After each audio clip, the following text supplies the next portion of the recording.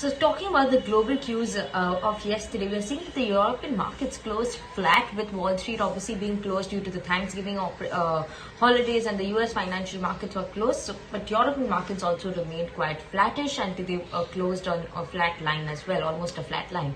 Now, obviously, if you're going to see, there were certain concerns which came in for the AstraZeneca vaccine trials, and they did say that they were not done in the right way. So we've seen that the AstraZeneca shares also were a bit lower. It was down by around 0.006% for the company as share price, as these questions which raised over there, how the tests were carried out and how it's going to be further carried out as well.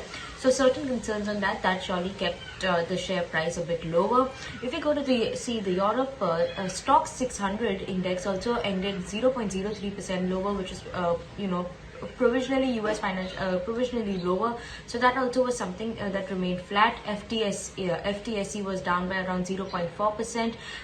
DAX was down by 0.02%, and CAC was down by remained unchanged during the day, closed unchanged. So that is something that showed that the markets have stopped their rally, as coronavirus cases are again rising back. Even the global cues overall coming from US job data on Wednesday was also quite weak, where we did not have much of a positive sign coming in, where US jobless claims were increasing. This is the second consecutive week that we've seen an increase. So surely that also showed some signs of toughness over there.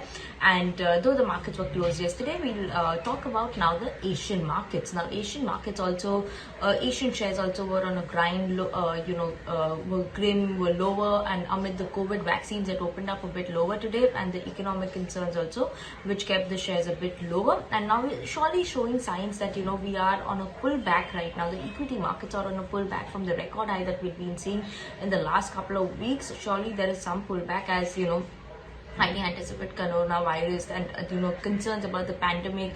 All these issues are still rising and still lingering around over the current situation. So surely we have seen that the overall shares are still a bit subdued now compared to the before trends. Now, talking about the Asian markets today, when Nikkei 225 opened up, dipped 0.1% in early trade. Topics also was gained only 0.15%.